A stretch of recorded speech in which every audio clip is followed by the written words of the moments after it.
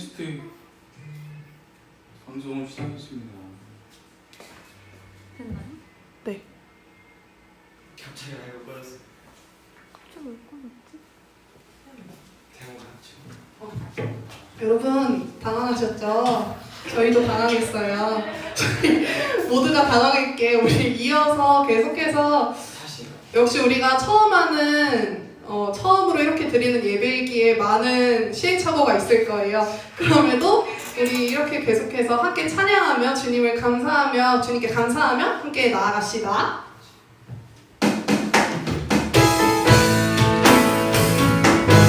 이렇게라도 찬양할 수 있게 해주신 주님께 감사하며 찬양해요.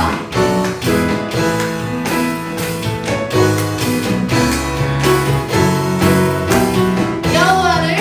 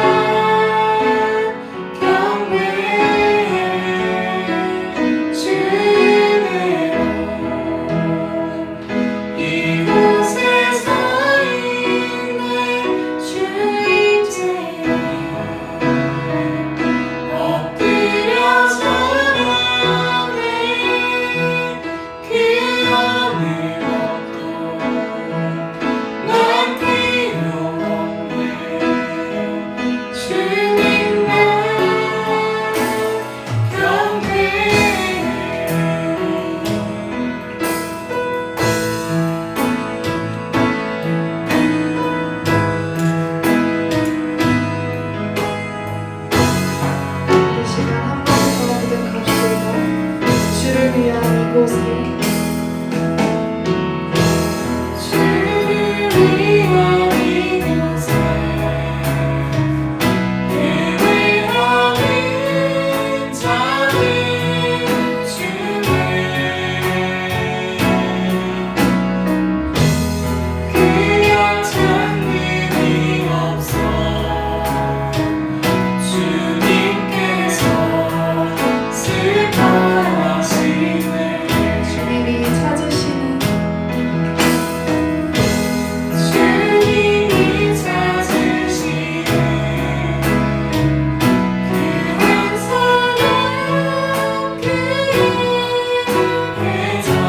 주님이 찾으시는 우리가 그 사람이 되고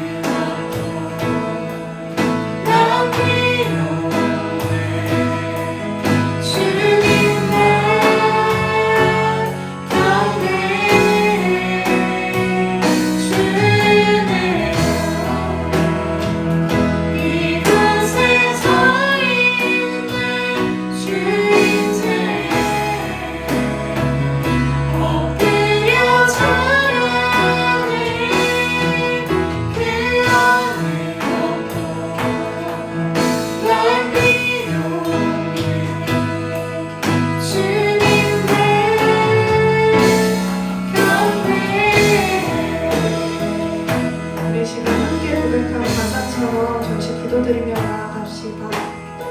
주님이 찾으시는 그 예배자가 우리가 되길, 우리가 그런 모습을 가지고 이 시간 이 예배에 임할 수 있게 해달라고 주님께 구하며 또 주님만을 예배하는 이 시간이 될 수 있도록 우리 시간 함께 기도합시다.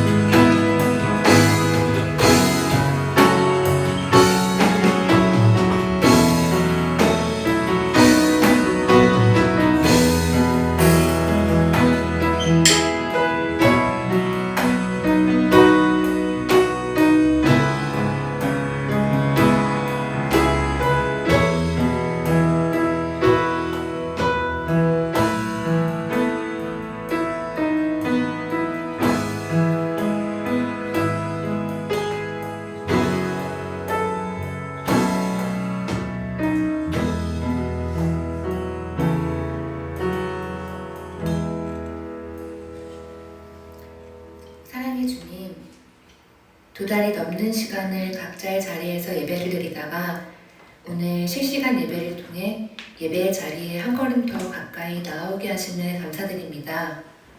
주님, 우리가 예배의 자리에서 떨어져 있는 동안 우리의 마음도 멀어지진 않았는지 돌아봅니다. 그동안 우리가 예배드릴 수 있고 서로 교제할 수 있도록 마련된 환경들과 수고하는 손길들을 당연하게 여기지는 않았는지 그 소중함과 감사함을 돌아보게 해주시고 나태해지지 않도록 붙들어 주시옵소서.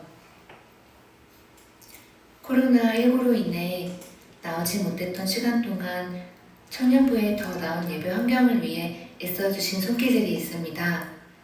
모두가 지쳐있는 가운데 조금이라도 도움이 될 수 있도록 수고하는 청년들과 그리고 늘 뒤에서 묵묵히 기도해주시고 지원해주시는 전도사님과 부장님께 지치지 않는 힘과 은혜를 더해주세요. 또 많은 가정들이 건강이나 경제적으로도 힘들어하고 있습니다. 우리 강용에서도 힘들어하는 청년이 있다면 더 큰 피해가 없도록 지켜주시옵소서. 다시 나아오는 날까지 멈춰있던 일상이 회복이 되었어도 강용을 위해 열심히 기도하는 우리 모두가 될 수 있도록 인도해 주시고 오늘 드리는 예배를 통해 주님이 주시는 마음을 잘 붙들어서 한 주를 잘 살아낼 수 있도록 함께 해주세요. 감사드리며 예수님의 이름으로 기도드립니다.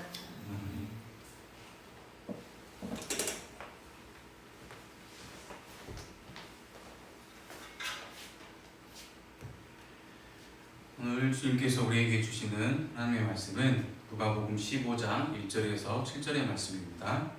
누가복음 15장 1절에서 7절의 말씀을 제가 봉독하도록 하겠습니다.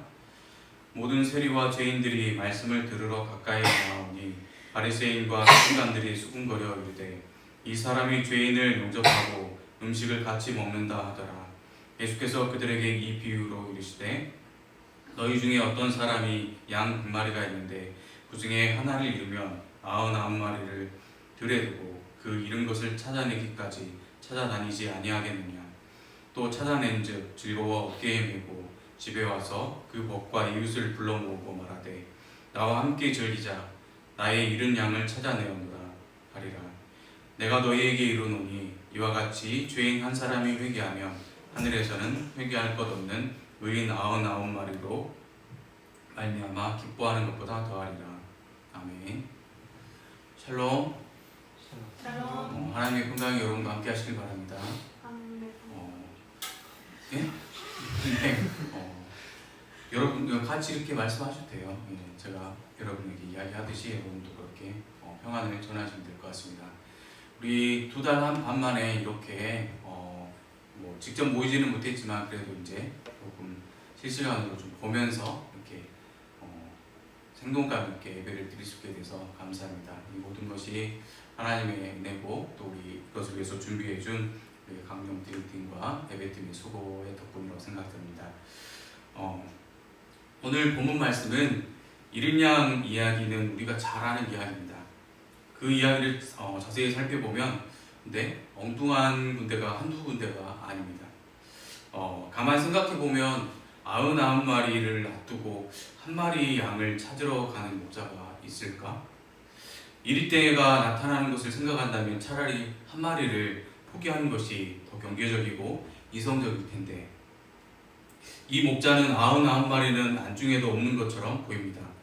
그것뿐만 아니라 양 한 마리 값이 얼마나 대단하기에 또 동전 하나가 얼마나 대단하기에 그거 하나 찾았다고 겉과 이웃을 다 모아서 총동원 잔치를 벌이는지 모르겠습니다. 정말 이런 사람이 있을까요? 수입과 지출을 전혀 고려하지 않는 아주 엉뚱한 이야기입니다. 그런데도 예수님께서는 아무렇지도 않게 쭉 이야기를 해나가십니다. 그런데 이렇게 낯설고 엉뚱한 이야기인데도 불구하고 우리 역시 이 낯선 말씀을 읽으면서 전혀 낯설지 않게 그냥 흘려버립니다.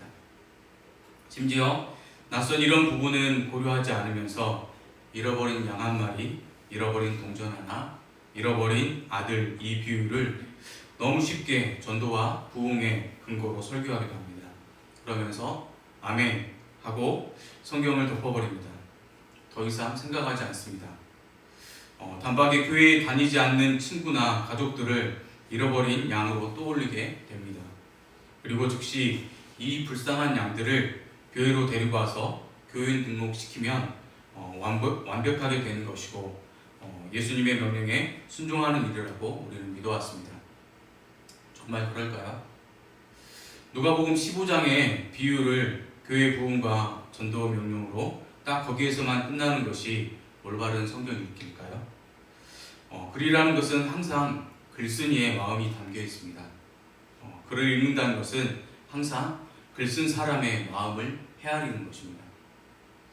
그런데 종종 글쓴 사람의 마음과 생각을 이해하기보다는 전혀 다른 의미로 엉뚱한 데서 그 의미를 찾아내는 사람들, 모독자들을 만나게 됩니다. 지금은 그런 아이들이 별로 많지 않은 것 같은데 제가 어렸을 때만 해도 슈퍼맨 영화를 처음 본 친구들이 하늘을 날고자 망토를 들고 옥상이나 나무 위에서 뛰어내리는 아이들이 종종 있었습니다. 유행처럼 번진 일이 초등학교 각 반에 한 명 정도는 발이나 팔을 다쳐 깁스를 하고 학교에 나왔습니다. 왜 이런 일이 발생했을까요? 아이들이 영화 속의 일과 현실을 완전히 이해하지 못한 것입니다. 혼동하고 담벼락에 올라가서 망토를 두르고 내가 슈퍼맨인 줄 알고 뛰어내리다가 다리가 부러졌습니다. 영화는 영화일 뿐 현실이 아닙니다. 영화를 현실로 받아들이면 다리는 부러지게 됩니다. 영화만 그럴까요? 성경도 마찬가지입니다. 성경을 과학서적으로 이해하는 사람들도 있습니다. 성경을 과학서적으로 이해해서 창조과학회 같은 것도 만들고 어떤 사람들은 비밀스러운 암호로 되어 있다고 생각을 하는 바람에 이 성경의 문자들을 숫자를 세어가면서 거기에서 종말의 날짜를 계산하는 사람들도 있습니다. 모두 다 어독에서 나온 결과들입니다. 그러다 결국 다리가 부러지게 됩니다. 성경이라는 것은 하나님의 마음입니다. 그렇다면 우리가 하나님의 마음을 알기 위해서는 한 구절만 딱 떼어서 내가 감동받았어 라고 하면서 내 마음대로 해석할 게 아니라 하나님이 이 마음을 품고 우리에게 주셨던 삶의 자리가 어떤 것이었는지, 왜 이 말씀이 나와야만 했는지 그것을 고민하는 것으로부터 우리는 성경을 읽기 시작해야 합니다. 그런데 우린 이 말씀을 두고 하나님의 마음이 무엇인지, 그 진심이 본래 무엇인지 아무런 고민 없이 스스로 고민하지도 질문하지도 않고 그저 설교자의 감동대로 받은 대로 아무 생각 없이 아멘하는 것을 순종이라고 여겨왔습니다. 존 캄이라는 미국의 신학자가 있습니다. 이분이 미국 교회를 두고 이런 풍자의 말을 한 적이 있습니다. 교회 주차장에 자동차를 파킹하면서 뇌까지 파킹하고 있다 라는 풍자적인 말을 했습니다. 아무 질문도 없고 고민도 없는 기독교인들에 대한 풍자입니다. 그런데 이 풍자가 바다 건너 남의 나라 풍자 같지가 않습니다. 성경을 보더라도 말씀을 듣더라도 제대로 읽고 제대로 들어야 합니다. 자, 오늘 말씀으로 들어가도록 하겠습니다. 이른 양 이야기는 당연한 이야기가 아닙니다. 아주 엉뚱한 이야기입니다. 여기에 양 100마리, 길 잃은 양 1마리, 그리고 목자가 등장합니다. 그런데 이 비유가 나온 상황을 볼까요? 누가복음 15장 1절과 2절의 말씀에 그 상황이 나옵니다. 모든 세리와 죄인들이 말씀을 들으러 가까이 나왔다. 그런데 세리와 죄인들만 있는 것이 아니라 2절에 보면 그 자리에 바리새인과 서기관도 있었다, 이렇게 설명합니다. 한 무리는 예수님의 말씀을 듣기 위해서 찾아왔고 또 다른 무리는 수군거리면서 꼬투리를 잡기 시작합니다. 그 이후에 예수님께서 이 비유를 말씀하기 시작합니다. 그래서 이 비유에 나와 있는 주인공 양 100마리, 잃은 양 1마리가 누구를 지칭하는지를 본문을 통해서 충분히 이해할 수가 있습니다. 다시 말해서 세리와 죄인들이 1마리 양을 지칭하고 회개할 것 없는 의인 99마리라는 풍자의 말로 하고 있는 것이 서기관과 바리새인들을 지칭하고 있습니다. 왜 이 지점에서 예수님께서 이런 말씀을 하셨는지, 바리새인과 서기관들이 그 당시 어떤 역할을 하고 있었는지 알아야 합니다. 바리새인들은 종교적 열심이 유별난 사람들이었죠. 서기관은 요즘 말로 하면 성경 지식이 아주 해박한 신학자에 해당합니다. 이들 모두 예수님 당시 사회에서 종교적으로 존경받고 율법의 명령대로 금식도 잘하고 11조, 예배, 기도생활, 구제 사업에 매우 열성적이었던 부류입니다. 그래서 어디 가나 대접받았던 일종의 종교사회 기득권이라고 할 수 있습니다. 그 반면에 서 있던 세리와 죄인들은 어떻습니까? 세리라는 말 다 알다시피 세금 걷는 세관원입니다. 오늘날 세관원은 공무원이라는 좋은 직업이지만 이 당시에는 그렇지 않았습니다.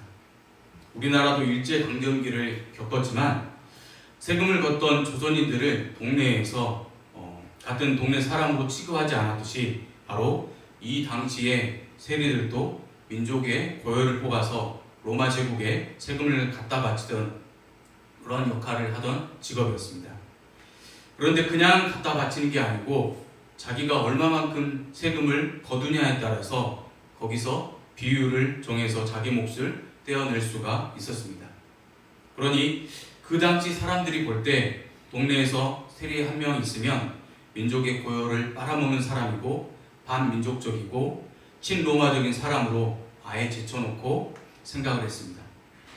제정신 박해인 유대인들은 세리를 사람 취급하지 않았던 것이 이 당시 사회상입니다. 죄인은 누구일까요? 지금 이 시대에 죄인 그러면 당장 생각하는 것이 법원에서 판결을 받아서 범죄 행위를 한 사람들을 우린 죄인이라고 합니다. 근데 이 시대의 기준은 조금 다릅니다. 당시 죄인이라고 분류된 사람들은 하나님의 율법이 정한 율법을 지키지 않은 사람들을 죄인이라 불렀습니다. 대표적으로 율법의 기본이라 여겼던 것이 안식일 준수법이었습니다. 안식일을 지키지 않는 사람들은 제쳐놓고 무조건 죄인이 되어버립니다. 성 안으로 들어올 수 없는 사람들이 율법에 규정되어 있었습니다. 사람들과 접촉해서는 안 될 사람들이 있었는데 곧 율법에 규정되어 있는 이 모든 사람들을 총칭해서 죄인이라고 부릅니다.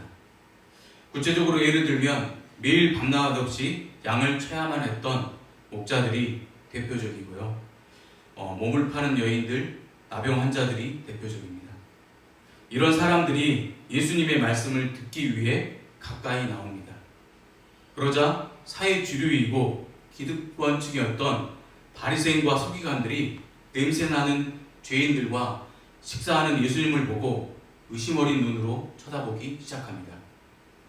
율법에 따르면 지금 이 사람들은 냄새나고 더럽고 사회에서 격리시켜야 될 죄인입니다. 그러나 예수님의 기준은 어떻습니까? 예수님의 기준은 완전히 다릅니다. 예수님은 지금 겉모습으로 판단하지 않습니다. 오히려 그 반대로 예수님은 낙인 찍혀 있던 그 사람들을 불쌍히 여기고 더욱더 가까이 오게 만듭니다. 그리고 그들의 편에 서십니다. 왜 예수님이 이런 행동을 했을까요? 사회 주류층에 따라서 좋은 게 좋다고 그냥 넘어갔으면 좋았을 텐데 전혀 반대되는 행동을 하십니다. 우리는 이 비유를 읽으면서 한 가지 중요한 질문을 아직 던지지 않았습니다. 왜 한 마리의 양이 100마리의 양에서 이탈하였을까요? 라는 질문을 우리는 아직 던져보지 않았습니다. 다른 말로 하자면 우리들의 이야기로 바꿔보자면 왜 죄인이라고 부르는 이 사람들은 주류 사회에서 죄인이라고 낙인 찍혔을까 묻지 않았습니다. 당시 시대가 어떠했는지 생각해 보려고 합니다. 예수님이 살던 시대는 로마 식민지 시대입니다. 당시 유대인 가운데 힘없는 사람들, 백없는 사람들은 다 빼앗기던 시대입니다. 한 예를 들면 예수님의 아버지 요셉의 직업은 목수라고 알고 있습니다. 성경에 테크네라는 용어로 되어 있기 때문에 목수로 번역했는데요. 사실 요셉의 직업은 농부입니다. 소장농인 요셉이 땅을 빼앗기게 되는데 다행히 가지고 있던 손재주가 있었기 때문에 그 손재주로 이것저것 고치는 일을 합니다. 기술사인 거죠. 그래서 이것저것 고치고 생계를 유지했습니다. 이것을 통칭하는 말이 테크네입니다. 목수로 번역한 말입니다. 예수님의 아버지 요셉은 이 손재주로 먹고 사는데 별 지장이 없이 살았던 것 같습니다. 그런 가정에서 예수님이 자란 것입니다. 그런데 대부분의 경우에 손재주가 다 있는 것은 아니죠. 대부분의 자기 땅을 잃은 소작농들이 남의 종살이로 들어가게 됩니다. 그리고 힘겹게 거기서 입에 풀칠하면서 살아갑니다. 그것도 어렵다 그러면 어떻게 될까요? 다 잃어버리게 되면 도둑대가 됩니다. 또 그런 사람들 중에 좀 의식이 있는 사람들은 열혈당이라는 독립투사 조직에 들어갑니다. 그렇게 해서 싸우던 것이 예수님 당시의 모습입니다. 또 어떤 사람들은 입에 풀칠하기 위해서 목자가 되기도 했습니다. 남의 집 양떼를 몰고 산 위에 올라가서 풀을 뜯어 먹이는 직업이죠.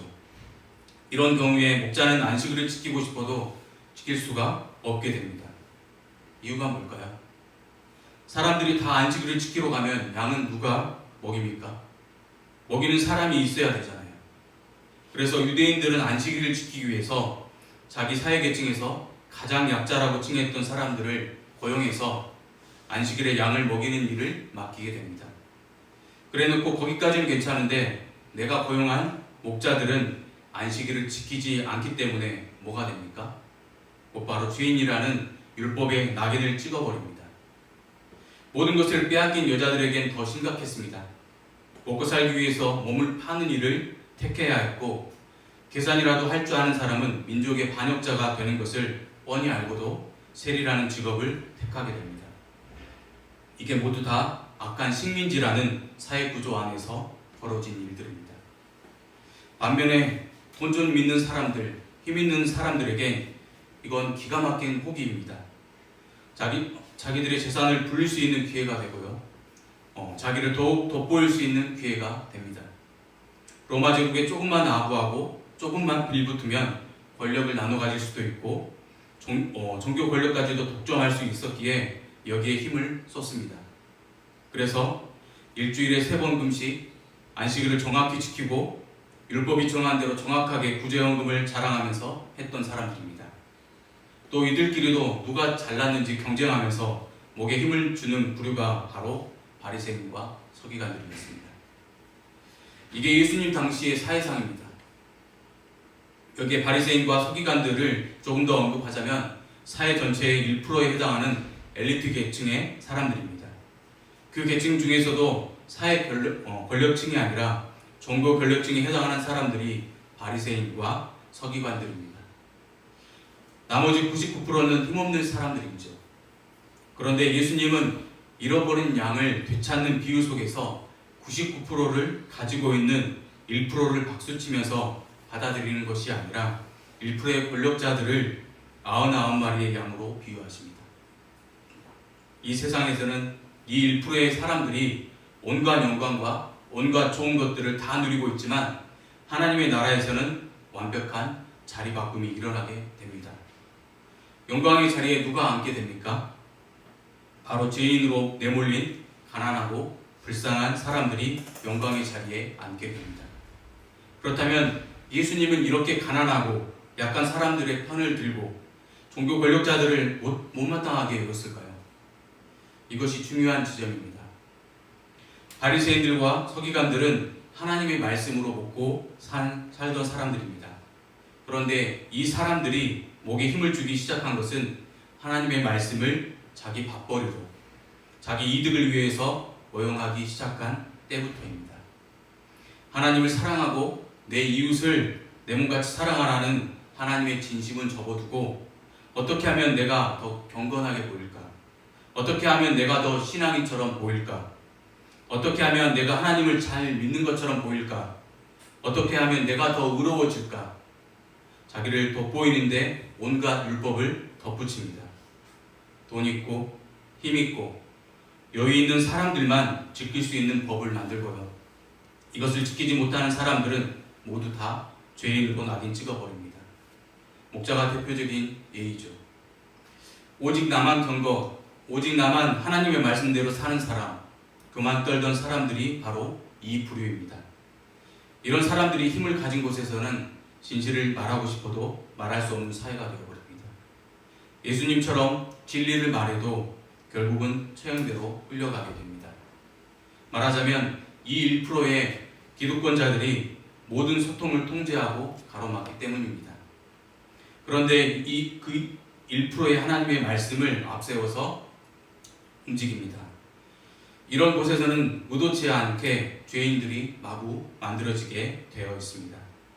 예수님 시대의 죄인이라고 부르는 사람들을 악한 사회 구조가 만들어 놓은 죄인들이었습니다.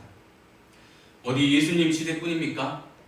우리나라 조선 시대를 보아도 왕이 찬탈을 했던 수양대군이나 공안 정국을 통치한 대통령들이 국민의 소리를 막고 감시하며 그럴싸한 논리로 진리를 막고 버티던 정치 지도자들과 그 추종자들이 바로 여기에 남아있는 바리새인과 서기관들입니다.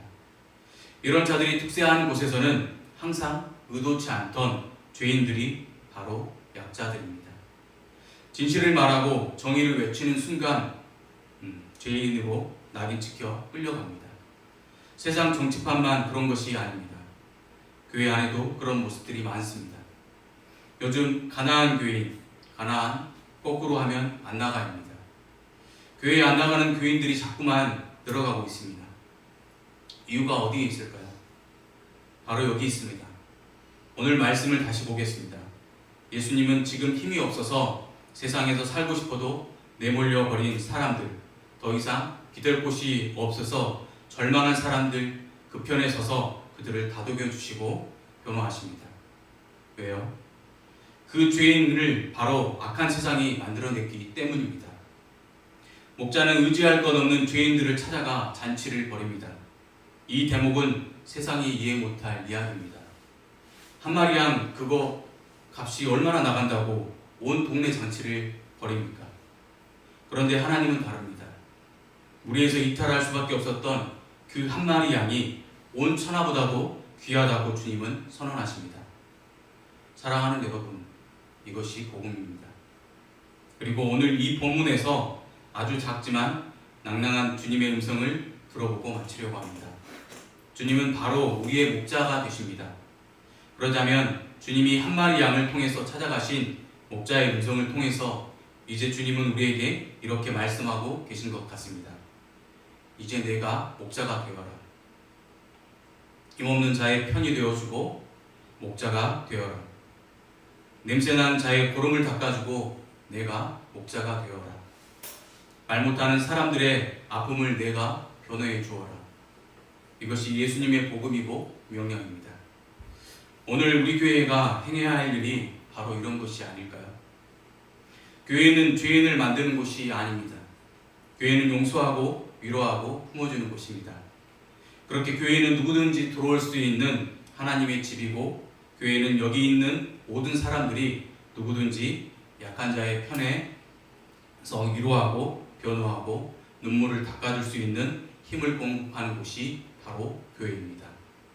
사랑하는 여러분, 오늘 이 시간 더 이상 기댈 곳이 없어서 혹시 이 예배에 나오셨습니까? 그렇다면 잘 찾아오셨습니다. 주님이 여러분의 편을 들고 토닥여 주실 것입니다. 우리 목자 되신 예수 그리스도의 이름으로 다시 권면합니다. 오늘 이 자리에 있는 저와 여러분이 힘없고 약한 자들의 편이 되어 하나님 나라의 작은 목자들이 되시길 기원합니다. 기도드리겠습니다. 사랑과 은혜가 풍성하신 하나님 아버지, 모든 지각에 뛰어난 하나님의 평강이 그리스도 예수 안에서 우리의 마음과 생각을 지키시길 바랍니다. 세상의 눈과 논리로는 맞지 않는 한 마리의 양까지도 찾으시고 기다리시는 주님을 통해 우리에게 부족한 것을 봅니다. 한 영혼이 천하보다 귀하다는 말씀처럼 저희도 우리의 친구, 가족, 이웃을 그렇게 대할 수 있게 하소서. 이른 양 한 마리를 위해 어린 양으로 이 땅에 오신 예수님의 이름으로 기도합니다. 아멘.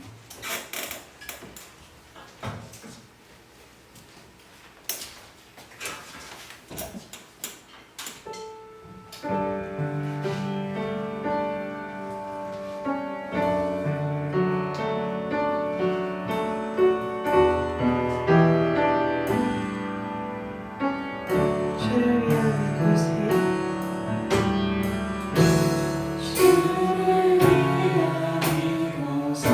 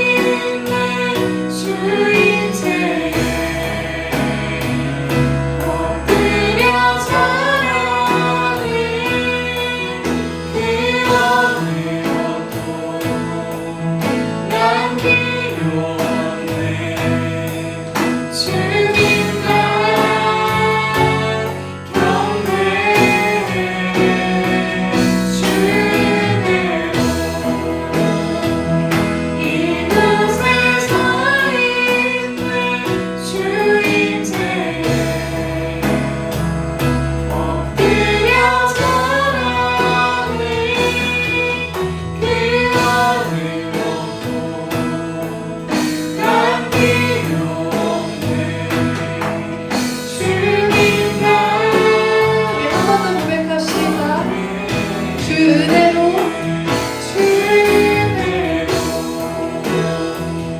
이곳에 서 있는 주인께 엎드려 절하네. 그 안을 얻고 난 필요 없네. 주님 날 경외해 주네요. 이곳에 서 있는 주인께 엎드려 절하네. 그 안을 얻고 난 필요 없네. 주님 날 경외해. 우리 시간은 각자의 자리에서 짧게 기도하면 좋겠습니다.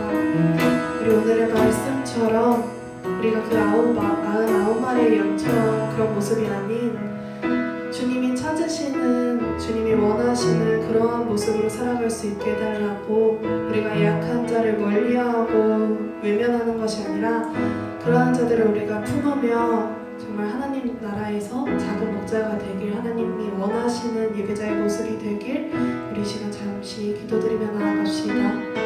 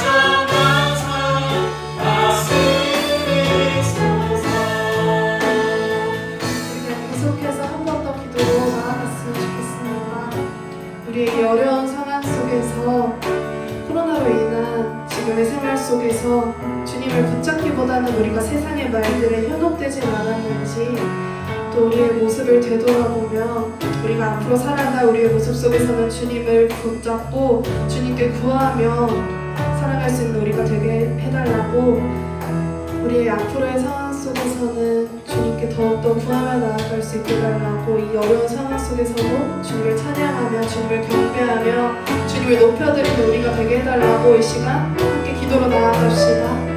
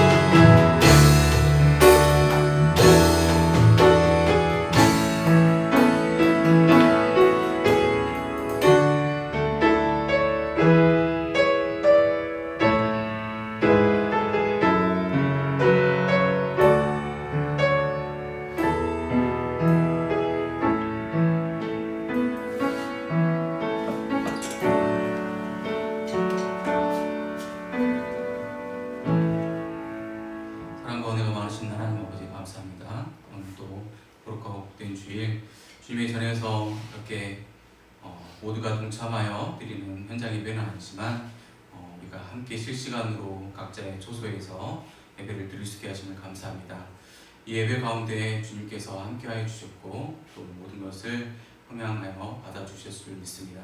주님, 이 예배를 통하여서 우리가 더욱더 주님과 가까워지고 이 가운데서 우리의 정말 성화를 이루며 더욱더 거룩해 해줄 수 있는 그러한 자리가 되길 수 있게 해주셔서 오늘 말씀으로 우리에게 다가오신 주님, 우리가 어디에 있어야 할지, 우리의 자리는 어디인지, 예수님께서 바라보시는 시선이 어디에 있는지 우리가 알았다면 우리도 예수님을 따라 그 자리로 나아갈 수 있는 강령의 청년들 될 수 있게 해주셔서 주님께서 우리에게 주신 그러한 부분들이 세상의 논리와 이치에 맞지 않을지라도 내가 말씀을 나의 진리로, 나의 생명 되신 주님의 말씀으로 믿는다면 그 가운데서 행해나갈 수 있는 우리 청년들이 될 수 있게 하옵소서. 주님, 또한 코로나19로 인해서 우리나라뿐만 아니라 온 세가 힘들고 어렵습니다. 이 가운데서도 절망치 않게 하시고 빛으로 오신 어둠 가운데 오셨던 그 주님을 바라보면서 우리가 어디에 눈을 두는지, 무엇을 바라볼 때 우리의 상황과 환경은 그렇지 않을지라도 그 가운데서 희망을 품으며 또한 감사할 수 있는 마음들이 생겨날 수 있게 도와주시옵소서.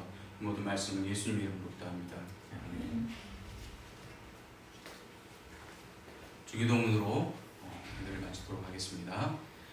하늘에 계신 우리 아버지, 아버지의 이름을 거룩하게 하시며 아버지의 나라가 오게 하시며 아버지의 뜻이 하늘에서와 같이 땅에서도 이루어지게 하소서.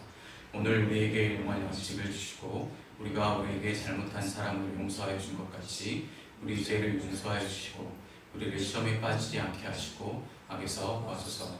나라와 권능과 영광이 영원히 아버지의 것입니다. 아멘.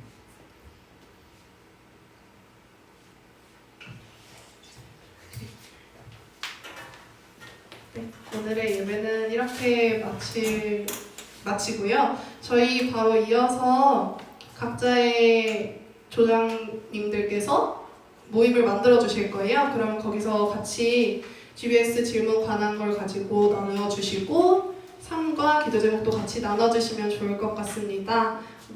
이번 한 주도 주님 안에서 승리하며 또 주님께서 원하시는, 주님께서 찾으시는 예배자의 모습으로 화이팅, 힘내세요.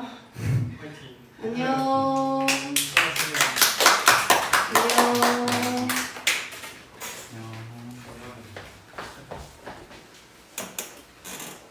이게 동영상 저장도 되나요? 네. 그럼 그거를 밴드에다가 올려줘서 혹시 실수하는 볼 수 있게끔 해주면 좋을 것 같아요.